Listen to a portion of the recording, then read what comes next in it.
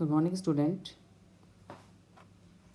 चूँकि इस साल राजस्थान यूनिवर्सिटी के अंदर हमारी न्यू एजुकेशन पॉलिसी लागू हो गई है, जिसमें सेमेस्टर सिस्टम चालू हो गया है। फर्स्ट सेमेस्टर का जो हमारा सिलेबस है, जैसे लास्ट ईयर तक हमारे 2 पेपर होते थे, कॉर्पोरेट अकाउंटिंग और बिजनेस स्टैटिस्टिक्स। यहाँ पे कॉर्पोरेट अकाउंटिंग की जगह फर्स्ट सेमेस्टर में इन्होंने एक नया पेपर लेके आए हैं, जिसका नाम है हमारा फाइनेंशियल अकाउंटिंग।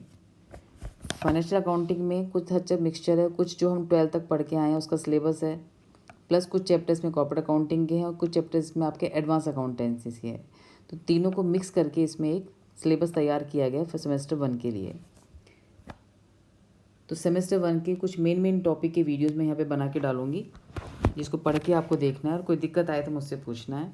उसमें पहला जो टॉपिक है, वैसे आप ये जो स्टार्टिंग के टॉपिक्स हैं सब 12th में आप पढ़ के आए हैं, जस्ट फॉर रिवीजन। आपकी रिवीजन के लिए मैं वीडियो बना रही हूँ, ताकि जस्ट रिकॉल कर लें कि हम जो पढ़ के आए थे उसमें से कितना हमें ध्यान है और कितना हमको और इसमें रिवाइज करना है।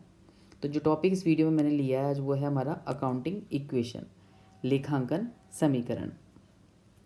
लेखांकन समीकरण यानी बैलेंस शीट के अंदर जो हमारे आइटम्स होते हैं उसकी इक्वेशन कैसे बनती है, उसमें कैसे इंक्रीज डिक्रीज होता है, वो हम इक्वेशन के फॉर्म में कैसे दिखाएंगे, वो इस वीडियो में आपको बता रही हूँ।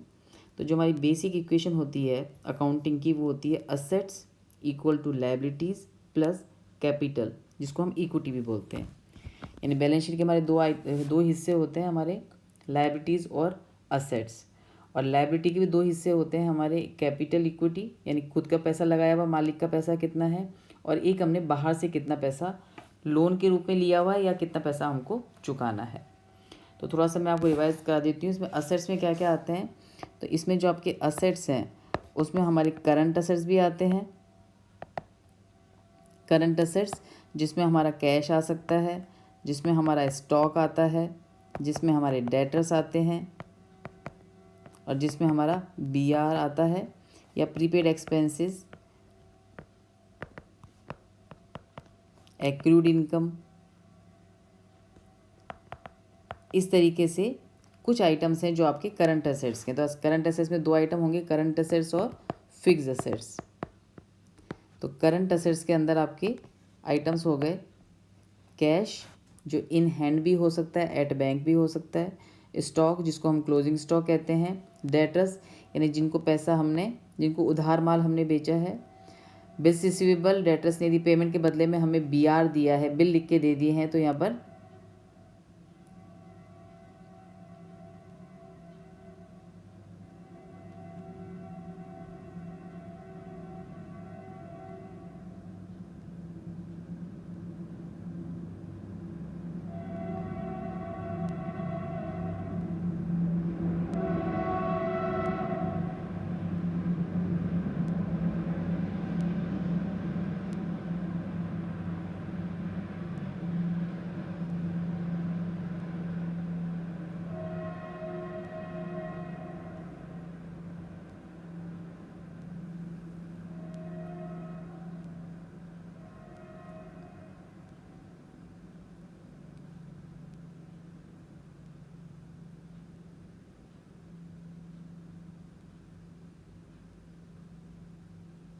और बीआर यानी डेटर से हमने भुगतान ना करके हमें बिल लिख कर दे दिया है, तो वो भी हमारी करंट असेट्स ही होती है।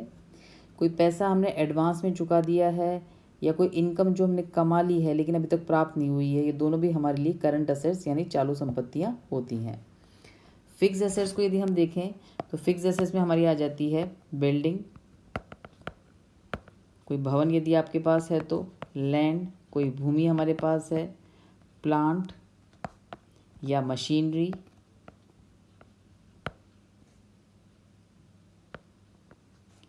फर्नीचर या इसी तरीके का कोई और आइटम, इन्वेस्टमेंट या किसी भी तरीके का कोई हमारा इन्वेस्टमेंट है, ये सब हमारे आ जाएंगे फिक्स असेट्स के अंदर।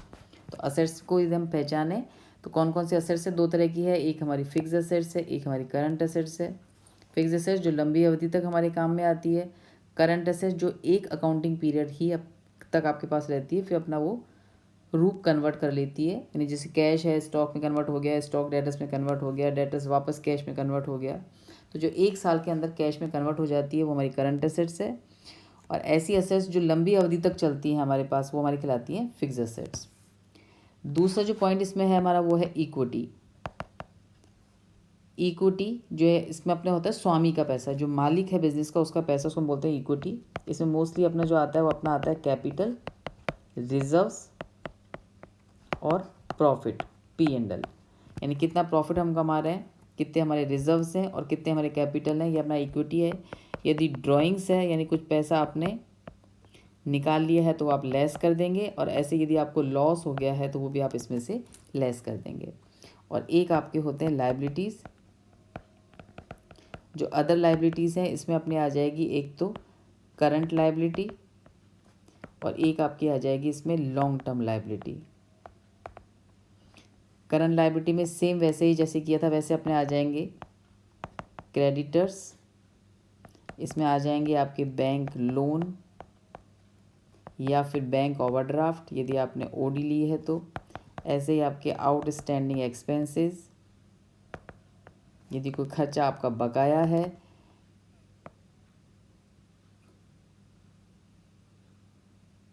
अनर्ड इनकम यानी कोई इनकम जो आपने प्राप्त कर ली है पर आपने अभी तक कमाई नहीं है, और आपके प्रोविजंस, ये सब हमारी हो जाएंगी current liability. Long term liability में हमारे डिबेंचर्स आ सकते हैं, मॉर्गेज लोन आ सकते हैं,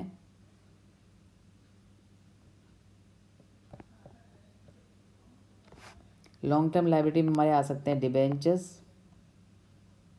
इसमें आ सकते हैं हमारे long term loan, mortgage loan, bank loan, जो भी आपको लॉन्ग टर्म की अवधि के आपके आ जाएंगे लॉन्ग टर्म लाइबिलिटीज़ के अंदर। जब आप इक्वेशन बनाएंगे तो आपको जो चीज़ ध्यान रखनी है वो यहाँ पर ये ध्यान रखनी है कि कोई संपत्ति हमने खरीदी है तो संपत्ति हमारी बढ़ जाएगी, अंडरस्टूड है। कोई संपत्ति हमने बेच दी है तो संपत्ति हमारी कम हो जाएगी, यहाँ पे कोई कन्फ्यूज़न नहीं है। कैश हमारे पास आएगा, हम कैश को बढ़ा के दिखा देंगे, कैश हमारे पास से चला गया, कैश को हम घटा के दिखा देंगे। यदि आपने माल परचेज़ किया है, आपने कोई माल परचेज़ किया है तो आपके बिजनेस में मतलब परचेज़ की सिचुएशन क्वेश्चन के अंदर है तो परचेज़ का मतलब है कि हमारा स्टॉक या तो क्रिएट हो गया है या फिर हमारा प्लस हो गया है, यानी पहले से स्टॉक बना हुआ नहीं है तो परचेज से हमारा स्टॉक अकाउंट क्रिएट हो जाएगा, पहले से स्टॉक अकाउंट बना हुआ है तो उसमें हमारा परचेज से स्टॉक अकाउंट इंक्रीज़ हो जाएगा। ऐसे यदि आपने सेल्स कर दी है, माल बेच दिया है तो स्टॉक क्या हो जाएगा हमारा, इसमें माइनस हो जाएगा। तो हमको एक ध्यान रखना है, यदि क्वेश्चन में परचेज की सूचना है तो हमें स्टॉक जो अपना करंट एसेट जो कहाँ पर आता है, हमारा करंट एसेट्स में आता है, उसमें हम स्टॉक को बढ़ा के दिखाएंगे। सेल्स है तो हम स्टॉक को घटा के दिखाएंगे। सेल्स करते समय यदि आपका सेल्स में ध्यान रखें, सेल्स करते समय आपकी सेलिंग प्राइस में और कॉस्ट में कोई डिफरेंस है तो यहाँ पे यदि ये प्रॉफिट है तो फिर आपको कैपिटल में जोड़ के दिखाना है, और यदि ये लॉस है तो आपको कैपिटल में घटा के दिखाना है। मैं फिर रिपीट कर रही हूँ इसके अंदर, यदि आपका सेल्स की सूचना है तो आप उसकी सेलिंग प्राइस की तुलना करेंगे कॉस्ट प्राइस से। यदि सेलिंग प्राइस ज़्यादा है तो आपको प्रॉफिट होगा, प्रॉफिट है तो हम कैपिटल पूंजी बढ़ जाएगी हमारी तो हम पूंजी में जोड़ के दिखाएंगे। यदि हमको कॉस्ट ज़्यादा है, लॉस हो रहा है तो पूंजी हमारी कम हो जाएगी, उसको हम पूंजी में से घटा के दिखाएंगे। इसी तरीके से इसके अलावा कोई भी अदर एक्सपेंसेस, यदि कोई एक्सपेंसेस या लॉस है तो हम पूंजी में से लेस कर देंगे क्योंकि पूंजी हमारी कम हो जाती है। और किसी भी तरीके का कोई प्रॉफिट हमारे इनकम हो रही है या फिर हमको प्रॉफिट हो रहा है किसी चीज़ के अंदर तो हमारी कैपिटल उससे इंक्रीज़ हो जाएगी। इन सब चीज़ों को ध्यान रखते हुए हमको इक्वेशन बनानी है जो आपकी बेसिक इक्वेशन है अपनी, असेट्स बराबर लायबिलिटीज़ प्लस कैपिटल।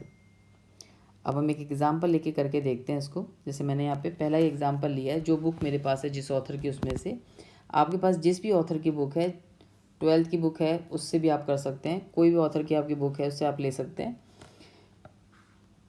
एक बात उस एग्जाम्पल को आप देख के समझ लीजिए जो मैं वीडियो में समझा रही हूँ, बाकी अपने पास जो भी बुक है आप उसे प्रैक्टिस कीजिए। कोई डाउट यदि है तो आप मुझसे क्लास में पूछ सकते हैं या फिर व्हाट्सएप से या फ़ोन से पूछ सकते हैं। तो यहाँ पे जैसे पहला आइटम है हमारा, रवि ने 1 लाख रुपए की पूंजी से व्यापार प्रारंभ किया, यानी रवि व्यापार के अंदर 1 लाख रुपए का कैश लेके आया है, किसके रूप में, पूंजी के रूप में। तो यहाँ पे 2 अकाउंट बनते हैं हमारे, एक बनता है हमारा कैश और एक बनता है हमारा कैपिटल। 2 खाते यानी एंट्री जब हम करेंगे तो एंट्री क्या बनेगी यहाँ पे हमारी, cash account debit to capital account. तो यहाँ पे 2 खाते बने हैं हमारे, कैश अकाउंट और कैपिटल अकाउंट। तो जो इक्वेशन बनती है हमारी इक्वेशन हमारी बनेगी यहाँ पर असेट्स बराबर कैपिटल प्लस लायबिलिटीज़। तो यहाँ पे असेट्स में हमारा क्या आ जाएगा, कैश आ जाएगा, कितने रुपए का, 1,00,000 रुपए का। कैपिटल में भी यहाँ पे हमारी कैपिटल आ जाएगी जो है यहाँ पर 1,00,000 रुपए की, और लायबिलिटीज़ में आपका हो जाएगा यहाँ पर नील। तो इक्वेशन आपकी हो जाएगी 1,00,000 बराबर 1,00,000 प्लस नील। 1,00,000 हमारा कैश है, 1,00,000 हमारी कैपिटल है, और यहाँ पे जो लायबिलिटी है वो है हमारी नील। इसमें सेकंड लाइन देखो, सेकंड कह रहा है उसने बैंक से 20,000 रुपये का ऋण लेकर नई मशीन क्रय की। अब इसकी एंट्री क्या करेंगे अपन, आपने बैंक से लोन लिया है फिर मशीन खरीदी है।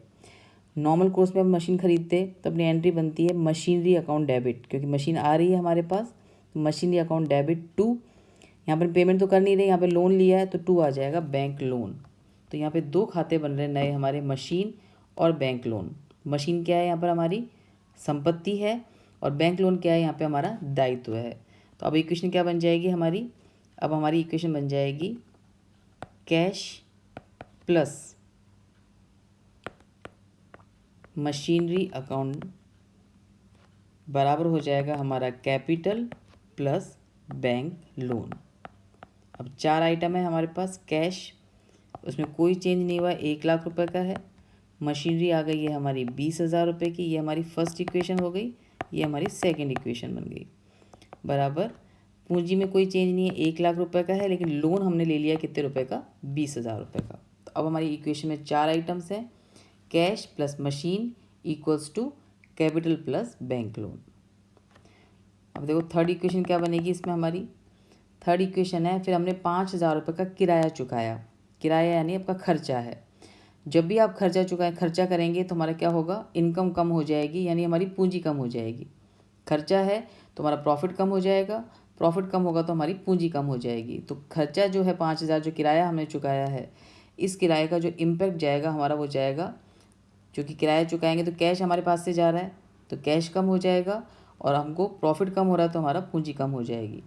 तो यहाँ पे इक्वेशन में कोई चेंज नहीं होगा, इक्वेशन में वही 4 आइटम आएंगे, cash plus machinery equals to capital plus bank loan. अभी भी वही 4 आइटम हैं, लेकिन कैश जो था उस 1,00,000 में से अपन माइनस कर देंगे यहाँ पर 5,000 रुपये, यानी ये हमारा आ जाएगा 95,000, प्लस मशीनरी में कोई चेंज नहीं है, वहाँ पे अभी भी हमारी 20,000 रुपये की ही है, इक्वल्स टू कैपिटल में चेंज हो जाएगा, 1,00,000 रुपये कैपिटल में, यहाँ पे 5,000 रुपये का खर्चा है तो ये भी हमारा लेस हो गया, आपका हो जाएगा 95,000। बैंक लोन में कोई चेंज नहीं है, वो अभी भी कितनी आ जाएगी हमारी 20,000। तो इक्वेशन क्या बन जाएगी हमारी, तीसरे ट्रांजेक्शन के बाद 95,000 प्लस 20,000 इक्वल्स टू 95,000 प्लस 20,000।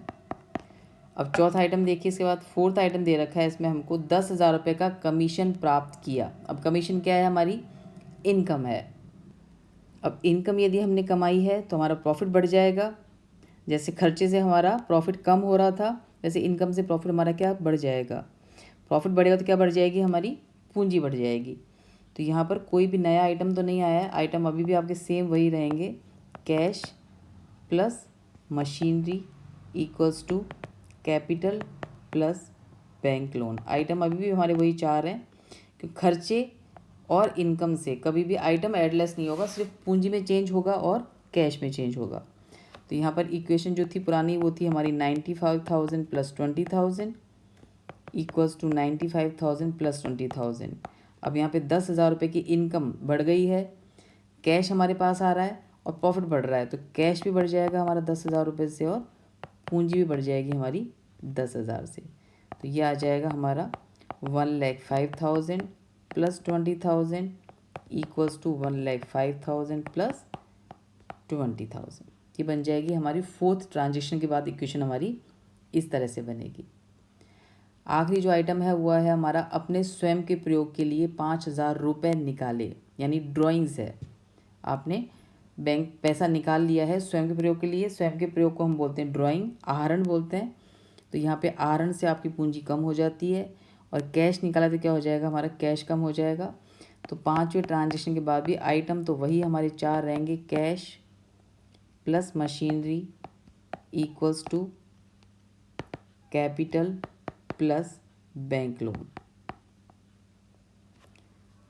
पुरानी इक्वेशन थी हमारी 1,05,000 प्लस 20,000 इक्वल्स टू 1,05,000 प्लस 20,000। अब चेंज क्या हो गया, हमने यहाँ पर 5,000 रुपये निकाल लिए हैं आहरण के रूप में, तो यहाँ से कैश से कम हो जाएगा 5,000 रुपये और कैपिटल कम हो जाएगी आपकी 5,000 रुपये। तो नया जो इक्वेशन है उसमें कैश आ जाएगा हमारा 1,00,000 प्लस 20,000 इक्वल्स टू 1,00,000 प्लस 20,000।